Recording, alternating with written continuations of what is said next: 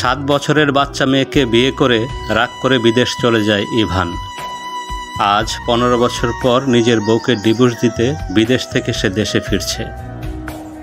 Ivan যখন বিমান থেকে নেমে এয়ারপোর্টে দাঁড়ায় তখন ড্রাইভার এসে তাকে রিসিভ করে। ইভান গাড়িতে উঠে বসে এরপর নিজের বাড়ির উদ্দেশ্যে রওনা দেয়। আজ প্রায় 15 বছর পর নিজের দেশে ফিরে এসেছে সে।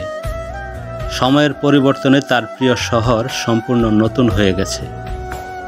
ইভান গাড়ির গ্লাস ওপেন করে বাহির থেকে আসা মিষ্টি রোদ নিজের শরীরে মাখে। বিদেশে থাকতে নিজের দেশকে আর এই শহরকে অনেক মিস করেছে সে, কিন্তু তার আম্মুর ভুলের জন্য তাকে দূরে থাকতে হয়েছে সব কিছু থেকে। হঠাৎ করে 15 বছর আগে ঘটে যাওয়া সেই দিনের কথা মনে পড়ে যায় ইভানের। অরুণা বেগম ইভানের মা, যিনি একজন গৃহিণী, এবং তার বাবা রাশেদ চৌধুরী একজন ব্যবসায়ী। শহরে তার বাবার অনেক সুনাম রয়েছে, কারণ তিনি একজন ভালো মানুষ। অরুণা বেগমের বন্ধুর নাম রাশিদা বেগম, যার স্বামী একটা অ্যাক্সিডেন্টে মারা যায়, যার ফলে বাধ্য হয়ে উনি চৌধুরী বাড়িতে থাকতে থাকেন। আর তার একটা ছোট্ট 7 বছরের মেয়ে ছিল, যার নাম ইনায়া। ইনায়া নামটা মুখে নেওয়ার সময় ইভানের ঘৃণা হয়, তবু সে অতীতের ঘটনা মনে করতে থাকে। ইনায়া তখন খুব ছোট, মাত্র 7 বছর বয়স, আর ইভানের তখন 15 বছর বয়স। ইভান ছোটবেলা থেকে পড়াশোনায় খুব ভালো, যার জন্য বিদেশে গিয়ে পড়াশোনা করার ইচ্ছা তার ছিল। ইনায়া খুব ছোটবেলা থেকে খুব দুষ্ট প্রকৃতির মেয়ে, তবে ইভান খুব শান্ত। ইভান নিজের রুমে অন্য কারো প্রবেশ পছন্দ করত না, কিন্তু ইনায়া সবসময় তার ঘরের সব জিনিসপত্র এলোমেলো করে দিত, যার জন্য ইভান কখনো ইয়ানাকে পছন্দ করে নাই, বরং সবসময় তাকে বকা দিত। আর ইয়ানাদের এই বাড়িতে থাকা ইভান পছন্দ করে নাই, সে সবসময় ওকে কাজের লোকের মতো দেখে। একদিন যখন ইভান রুমে বসে পড়াশোনা করছিল, তখন ইয়ানা তার রুমে আসে। ইয়ানা বলে, ইভান ভাইয়া তুমি কি করছো? পড়াশোনা করছি। কেন, তুমি কি দেখতে পাও না? ইয়ানা, যাও এখান থেকে, একদম বিরক্ত করবে না আমাকে। ইনায়া কোনো কথা শুনে না, বরং ইভানের রুমে এসে তার বিভিন্ন জিনিসপত্রে হাত দিতে থাকে, ইভানকে বিরক্ত করতে থাকে।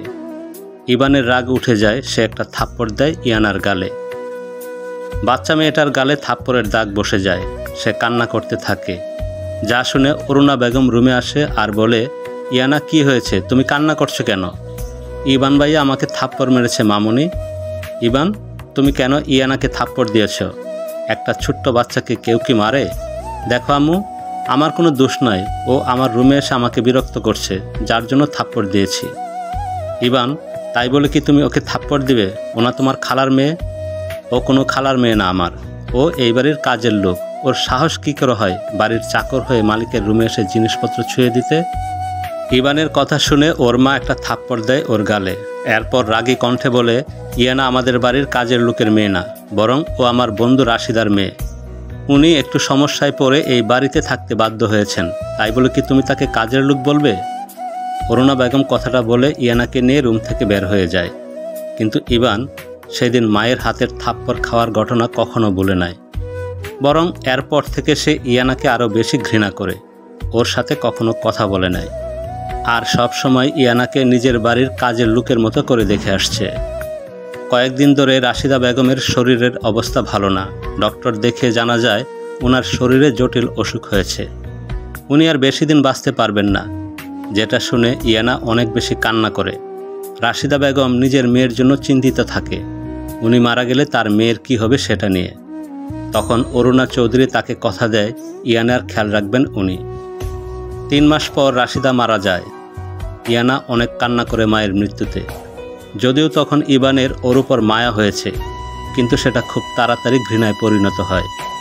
ইয়ানার মা মারা যাওয়ার পর ওর মামা এসে ওকে নিয়ে যেতে চায়, কিন্তু অরুণা বেগম ওনাকে নিষেধ করে দেয়। অরুণা বেগম বলে, দেখুন, আমি রাশিদাকে কথা দিয়েছি ইয়ানার সকল ধরনের দায়িত্ব আমার থাকবে, সো আপনি চলে যান, ইয়ানা এই বাড়িতেই থাকবে। ইয়ানা এই বাড়িতে কি পরিচয় নিয়ে থাকবে? বাড়ির কাজের লোক হিসাবে? ভবিষ্যতে ওর কি কখনো বিয়ে হবে যখন সবাই জানবে ও এই বাড়ির কাজের লোক?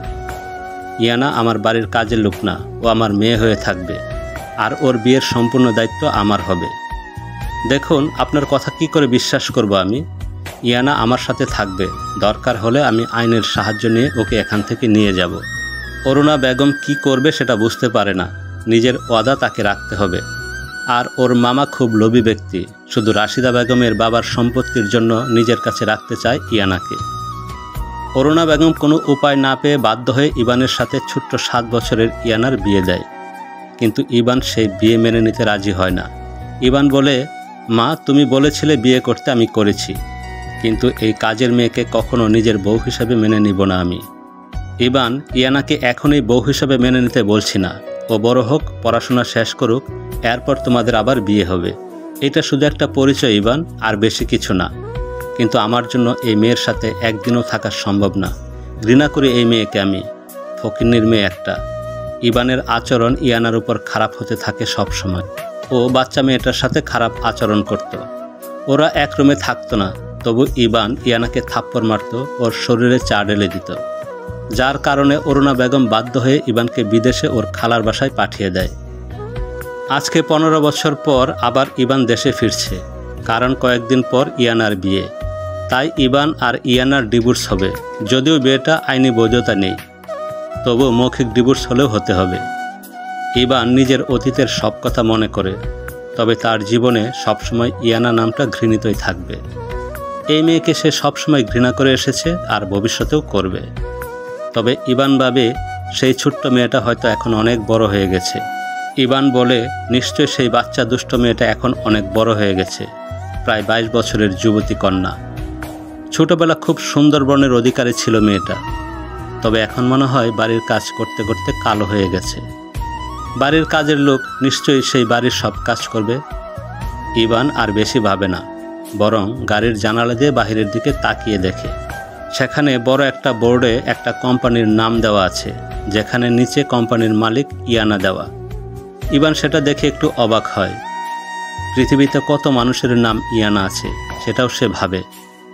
ইবান বলে, দূর, এত বড় কোম্পানির মালিকের নাম ইয়ানা হতে হবে, জানি না মানুষের এই নাম কেন এত পছন্দ। তবে এই মেয়ে অল্প বয়সে কি সুন্দর বিজনেস ওমেন হয়ে গেছে। আর সেই বাচ্চা মেয়েটা মনে হয় এখনও বাড়ির সেই কাজই করে যাচ্ছে, পড়াশোনাও হয়তো ভালো করে নাই। প্রিয় বন্ধুরা, চলবে। গল্পটি ভালো লাগলে সাবস্ক্রাইব করে আমাদের পাশেই থাকুন। ধন্যবাদ।